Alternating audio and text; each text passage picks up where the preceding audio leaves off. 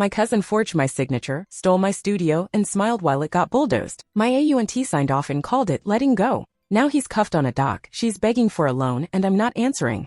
The sky was overcast when I landed back in Seattle, the kind of gray that soaked into your bones. My body still carried the weight of heat and dust from the refugee camp in Bangladesh, but it wasn't the weather that unsettled me. It was the knot in my stomach that had been tightening ever since I turned my phone back on at the airport. No messages, no missed calls, just silence. I took the light rail into the city, then walked the last 3 blocks with my backpack slung over one shoulder. The street hadn't changed much. The same little coffee shop on the corner, the same cracked sidewalk. But as I turned onto 6th and saw the end of the block, my heart dropped. Where my studio should have been, there was a bright orange demolition sign. Not just a sign, an entire crew. Men in hard hats were milling around with clipboards and equipment, a crane looming behind them like a giant on standby. The building's windows were already gone, boarded up with plywood. My murals, the ones I'd painted after long nights, after losing patience, after nightmares, were gone. I broke into a run. "Hey!" I shouted, voice hoarse. "What the hell is going on?" A guy with a clipboard turned. "You're not supposed to be here, ma'am. This is my property." He glanced at the papers in his hand, then shrugged. "Not according to this." That's when I saw him. Across the street, leaning against a silver BMW, grinning like a damn snake. "Adrian." He gave a mock salute, then held up a sheet of paper like a prize. I squinted through the drizzle. Redevelopment permit, city approved, in bold letters. My feet felt frozen to the pavement. My studio, the only home I'd ever fully made my own, was being torn down, and Adrian was smiling like it was a game show win. I crossed the street without thinking. "What did you do?" I demanded. He held the paper a little higher. "Should have checked your email more often, cousin. I've been overseas doing medical work," I hissed, "and we've been here making progress." He waved vaguely at the building. "It was just sitting there, Cam. You were off playing field medic for strangers. You sold my home." He smirked. "Correction. I exercised my rights through the family trust. You're still listed technically, but the authority passed to me legally." I felt the wind knocked out of me. "You can't do that. You don't just get to sell what's not yours. You really need to talk to someone about how trusts work." My fingers curled into fists, but I couldn't speak, couldn't breathe. I turned away, stumbling backward across the street. The demolition crew was unloading panels from the truck now. The murals I'd painted after losing Emily, my partner from Afghanistan, were gone. The loft I turned into a studio with my own hands, the scaffolding I built, the skylights I begged the landlord to keep, all of it gone. And Adrian was still standing there like he'd won something. That was the moment it hit me. Someone had sold my life right out from under me, and I had no idea how. Shock was ice in my veins. Betrayal was the fire crawling up after it. I didn't sleep that night. I stayed in a cheap motel near the freeway, staring at the ceiling while the traffic rumbled by outside. Every time I closed my eyes, I saw Adrian's smug face, heard the crunch of boots on gravel, the echo of my studio being hollowed out like a corpse. By morning, I was already outside his office, one of those glass and steel cubes downtown, the kind that screams, "I inherited this." His assistant tried to give me the "he's not available right now" routine until I told her I was his cousin, and that someone had illegally sold my property. Her eyes widened slightly, but she buzzed me in. Adrian was on a Bluetooth call, leaning back in a stupid leather chair that looked like it cost more than my old motorcycle. He hung up without looking rattled. "Well, this is a surprise," he said, gesturing to the chair across from him. "Camille, world-traveling hero, gracing us with her presence." I sat down without asking. "Cut the crap. What did you do to the trust?" He sighed like I was a headache interrupting his spa day. "I didn't do anything, Camille. I managed the trust, the way it was meant to be managed. You sold the building I was living in." He raised his eyebrows. "You were squatting in an underutilized asset. No income, no upkeep. You were gone for almost 9 months. What did you think was gonna happen?" "I thought it was protected," I snapped. "Aunt Jo told me the trust was designed to keep the property in the family." "And I am family," he said smoothly. "You're the one who walked away. While you were out saving the world, somebody had to make real decisions." I stared at him. "You mean decisions that benefit you?" His smile didn't falter. "Camille, don't be dramatic. You've always had a bleeding heart, and that's fine. But someone had to take a more pragmatic approach. You want to paint murals and do field work? Awesome. But let's not pretend you're some savvy investor." I felt heat crawl up my neck. "You knew that studio was mine." He leaned forward slightly. "And I knew you weren't going to fight it. You're too busy patching up strangers in flood zones to worry about trust amendments and city filings. Honestly, Cam, I'm doing you a favor." I stood up. "Don't call me that." "Camille, then." He stood too, still perfectly calm. "Look, you want a piece of the pie? I can throw you something. A finder's fee. Maybe a condo in South Lake Union. But let's not pretend you were ever built for real responsibility. I walked out before I broke something, because he wasn't just a snake. He was the one I'd once trusted to hold the line while I was gone, and he'd turned around and sold me out. Marla met me at a diner in Capitol Hill the next morning. She was already halfway through a coffee, sleeves rolled up, hair in a messy bun, and a manila folder open in front of her. She didn't hug me. She never was the hugging type, but her eyes softened when she saw me. "I heard," she said. "Yeah," I said, sitting down. "It's worse than you think. I'm already assuming criminal, so hit me." I told her everything. About the demolition, the smug office meeting, and the part where Adrian offered me a goddamn condo like I was some tenant getting relocated. She didn't interrupt, just scribbled notes and tapped on her iPad occasionally. "Did you get any of the trust documents?" she finally asked. I found a copy of the original paperwork in my old email, but the amendment Adrian mentioned? Never saw it. "Forward me everything," she said. "I'll run it through DocCheck to spot any red flags. And if there's an amended version, we'll find it." She was already scanning PDFs before our food arrived. I hadn't eaten since landing in Seattle, but I could barely choke down toast. An hour later, she slid her laptop toward me. "Here's your problem." On screen was a scanned document titled Camille Vargas Trust Amendment 2023. My name, signature, and even my initials were on it, except I never signed it. "What the hell is this?" "Forgery," she said, pretty convincing at a glance. But I checked the metadata on the file, and whoever scanned this didn't scrub it well. The original version was created on a Mac, registered to someone named Alexis Harper. Ring any bells? No. Should it? Marla shook her head. "It's likely fake, a shell identity. But here's the kicker. The notary listed here? I know her. She's real. I interned with her back in law school." My heart pounded. "Can you get in touch?" "I already texted her," she said. "She's out of town, but she confirmed via photo. She never notarized this. Says she hasn't seen you in over 5 years. I pushed my plate away. "So Adrian forged my signature and faked a notary stamp? Looks that way. Why would he go to all that trouble?" Marla opened another tab. "That's where it gets uglier. I ran the redevelopment company Horizon North LLC through a few business registries. Guess who the founder is?" I already knew. "Adrian. Under a pseudonym, Jordan Elias. Registered the company last year. Same month the trust amendment was supposedly signed." I sat back in the booth, dizzy. "There's more," she said, almost gently. "The sale of the property went through a holding company. That company wired funds to 2 more entities, both of which are connected to Horizon North. He didn't just sell your place, Camille. He sold it to himself, laundered the money through fake companies and cashed out." I blinked at her. "That's fraud. Big time. Wire fraud, tax fraud, identity theft, maybe more." I stared out the window, watching the drizzle streak the glass. He didn't just take my home. He built a whole damn empire on top of it. I sat on the edge of the motel bed for 10 minutes, staring at the phone before I made the call. My hand shook as I tapped her name. Aunt Jo.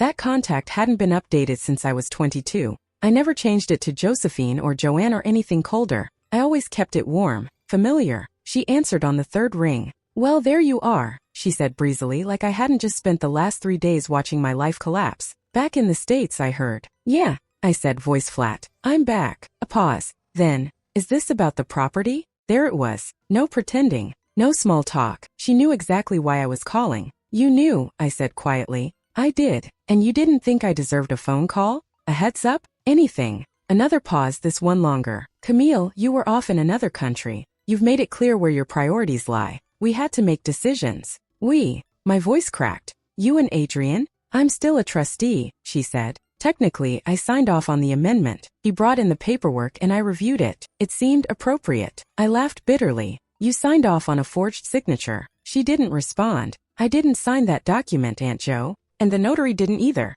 Marla already confirmed it." Silence. "So unless you want to be part of a federal fraud investigation, you might want to start remembering the truth." She exhaled. "Camille, I didn't want this to get ugly. I honestly thought, maybe this would be good for you. Good for me." I said, stunned. "You mean losing the only place that ever felt like home?" "You were clinging to a building," she said gently, like she was soothing a child. "That studio was a time capsule, full of grief, full of Emily. I thought maybe letting go would let you move on." Her words hit like a slap. I staggered to my feet, pacing. "You think you're doing me a favor?" "I think you're tired, Camille," she said, "and distracted. You've been out of the country for most of the last 3 years. You come home for a few weeks, paint a mural, then disappear again. That's not stability. That's not stewardship." That word stewardship made my chest burn. "So you decided I wasn't worthy of my own inheritance." "It was never about worthiness," she said coolly. "It was about practicality. You're a wanderer, sweetheart. You always have been. That's not a criticism, it's just who you are." My throat tightened. "You raised me. I did, she said, and I'll always care about you. But you were never meant to carry that property forever. It was too much for someone like you. I swallowed hard. Someone like me. We didn't betray you, she said. We freed you. That building was a burden. I didn't respond. I know this hurts, but one day you'll thank us. In the meantime, if you need a place, there's a lovely little condo near University Village. I can send you the listing. I hung up, not violently, not dramatically, just quietly, because it was finally clear. I was never family to them. I was just a placeholder, a name on a document. My grief twisted into something sharper, and under it resolve began to take root. They wanted me to let go? Fine, but not before I burned their lies to the ground. Marla cleared a space at her kitchen table, pushing aside a stack of law journals and an open cereal box. Her place was cluttered but lived in, post-it notes on the fridge, worn couch cushions, 2 mismatched coffee mugs steaming between us. I dropped the latest folder on the table. Found it. The amendment. Not just a scan, the original copy from the county filing office. Marla leaned in. And the signature's off. Different pressure pattern and consistent spacing. It looks like mine but not quite. Marla nodded slowly. Good. That helps. She flipped through her notes, cross-referencing with the trust's original language. Okay, here's what we've got. Adrian filed an amendment under the authority of you being an absentee trustee. The document cites neglect of fiduciary duty as justification for temporary reassignment of control. I blinked. Neglect? I was doing relief work for Doctors Without Borders. And unless they can prove that you posed a risk to the asset, that won't hold up. Plus, there's a catch. The notary statement was required in person for these types of amendments. And we already know that didn't happen. I exhaled. We can take this to court. Not yet, Marla said. First we build, brick by brick. That afternoon, we drove to Northgate to meet the notary in question, Rosa Delaney. Mid-60s, sharp gray bob, wore her ID badge like a badge of honor. I showed her the forged form. Nope, she said immediately. That's not my seal. That's a copy of a stamp I stopped using last year. You never meant me to sign this? She looked me over once, then smiled kindly. I remember you, honey. I don't forget faces, especially not artists.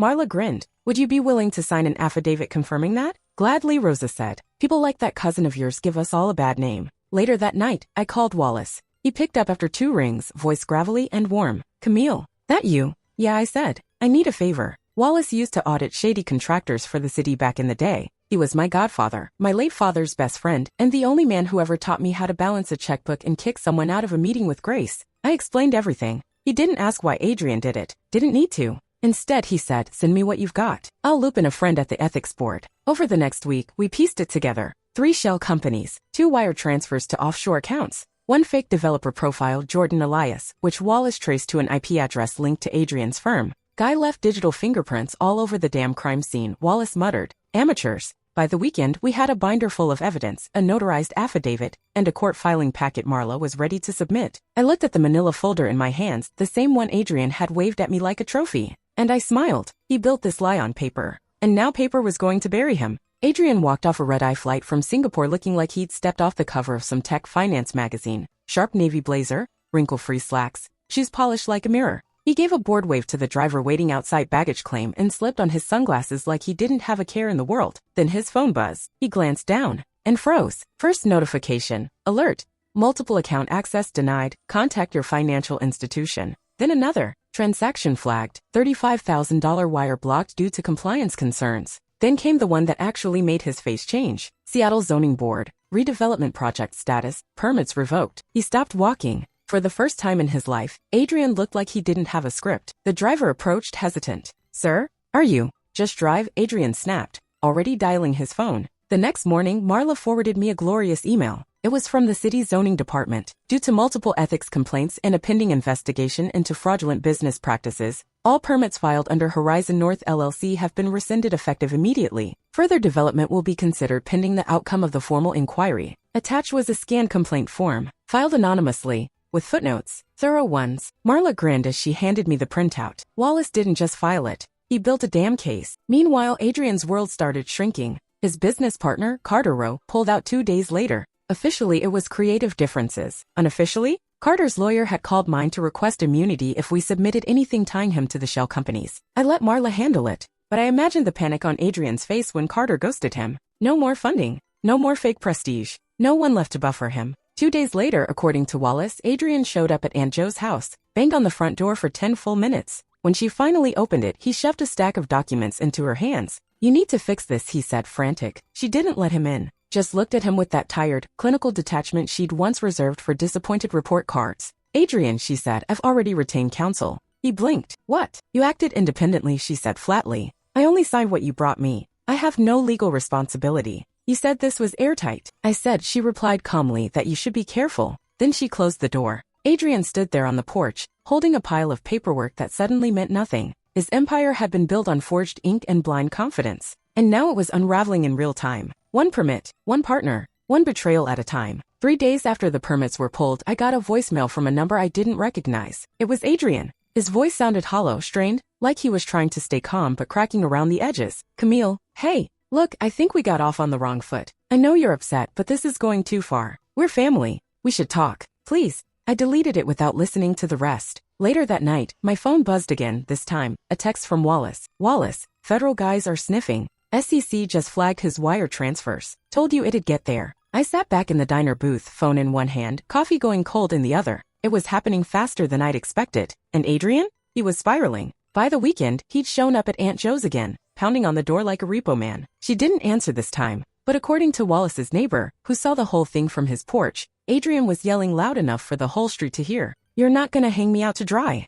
You're not. You helped me. Apparently, and Joe finally cracked the door an inch and said, I've already retained legal protection. You're on your own. Then she shut it again. That was the last time anyone saw Adrian that weekend. Monday morning, I met Wallace at his office downtown. He handed me a folder thick with timelines, account summaries, and highlighted transaction logs. Everything we need to support wire fraud, false representation, and possibly perjury, he said. Is it enough? For the feds? It's candy. You built the fire, he added, tapping the folder. I'm just making sure it spreads the right direction. I didn't smile. Not yet. There was still a trial to get through. Still lawyers and judges and red tape. But I felt something shift inside me. The grief was still there, buried under all the betrayal. But so was the steel. And Adrian? He'd finally realized that he was standing on a stage he couldn't control, where every spotlight burned and no one clapped. He tried to call again that night. I let it go to voicemail. Camille, please. You're making a mistake. You don't know what you're doing. I can fix this. I'll cut you in. You want money? I can make this worth your time. I saved the voicemail and forwarded it to Marla.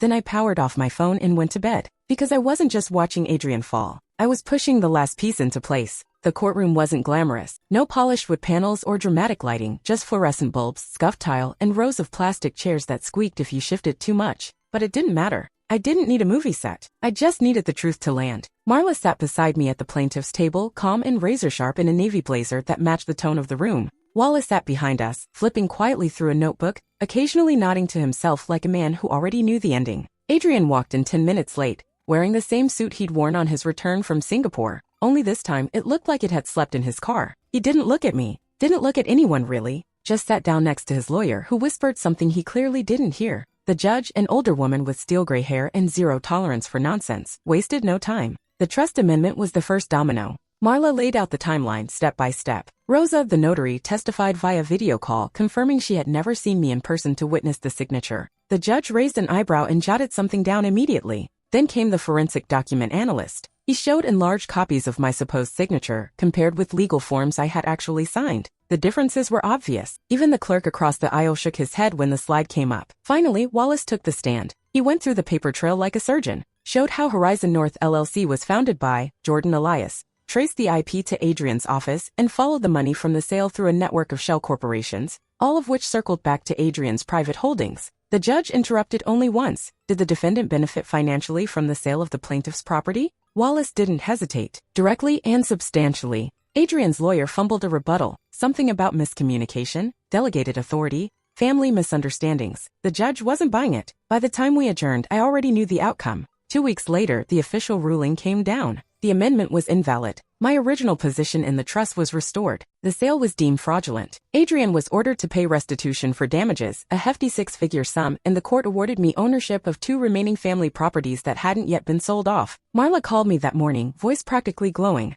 He's done, Camille. That same afternoon, Adrian tried to flee. He chartered a yacht out of Elliott Bay Marina, supposedly for a retreat, but he never made it out of the harbor. The feds were already waiting. They cuffed him on the deck, still in his boat shoes, as a photographer from the Seattle Times snapped a photo from the dock. Wire fraud, identity theft, perjury. He was booked without bail. And Joe issued a statement through her lawyer. Something about disappointment and unforeseen misconduct. Translation, she was saving her own skin. I didn't attend the arraignment. I didn't need to. I had already seen the real show, and the curtain had dropped. I sold the Lakeview duplex first. It wasn't sentimental. Just another leftover property from the family trust that Adrian hadn't gotten around to selling. The buyer was a nonprofit looking to turn it into transitional housing for single mothers. The closing agent asked if I wanted to review the contract one last time. I just said, let it go. The check cleared 2 days later. I took that money and poured it into the blueprint I'd been sketching for years. A community arts center. Not just a gallery or mural wall, a place for workshops, open studios, free supplies, mental health support for young creatives. The kind of space I would have killed for at 19. By spring, we had a lease on an old warehouse near Rainier Avenue, permits pending for renovation, and a small team of volunteers, all of them artists, social workers, or both. One night, while sorting through swatches of exterior paint colors, I opened my mailbox and saw an envelope addressed in tight, familiar handwriting. No return address. I already knew who it was from. I took it inside and left it on the counter. Made tea, let it sit, then finally tore it open. It was a letter from Aunt Jo. 2 pages handwritten. Not dramatic, not tear-stained. Just cold, careful sentences dressed up to sound gentle. She said she was sorry for how things unfolded, that she never meant to hurt me, that Adrian's actions got away from all of us. And then, like it was the most natural thing in the world, she asked if I might consider a short-term loan. She'd lost most of her savings in tax recovery after Adrian's accounts were seized. She didn't say the word help, but the tone was there. I placed the letter back in the envelope and put it in the drawer beside my stove. I didn't rip it up. I didn't respond either. Some silences speak louder.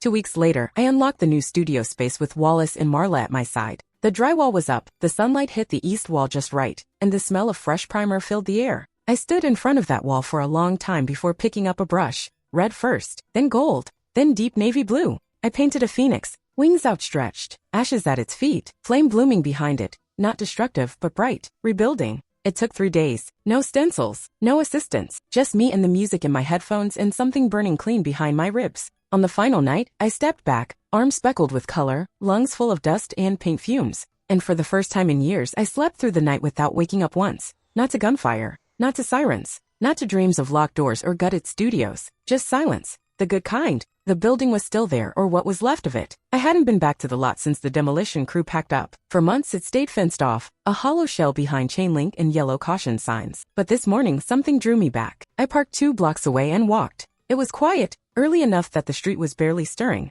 I passed the same bakery where I used to grab bagels after overnight painting sessions. The same lamppost where Emily once taped a flyer for my first gallery show. Now the lot stood empty. Just rubble and rebar and weeds pushing up through the cracked concrete. Except for one thing. A brand new notice stapled to the fence. Seized by City Fraud Unit under investigation. I stared at it for a while. It was so official. So final. Not dramatic like Adrian's out arrest or courtroom drama. Just a plain sheet of paper printed by someone who didn't even know my name. And yet, it spoke louder than any apology he could have offered. I reached into my bag and pulled out a single paintbrush. It was one of mine, the wide flat kind I use for mural backgrounds. The bristles were stained red from the phoenix's wings. I hadn't cleaned it. I didn't want to. I walked to the fence and gently leaned it against the post beneath the notice. No speech. No audience. Just me. A brush where a building used to be. A small marker for what had been taken and what had been reclaimed. I turned and started walking away, my boots crunching on gravel, the breeze tugging at the edge of my coat. I didn't look back. Didn't need to. Behind me were ruins, his, not mine. In front of me was everything else. My studio. My center. My name finally unshaken. Some debts aren't repaid in dollars. They're repaid in silence.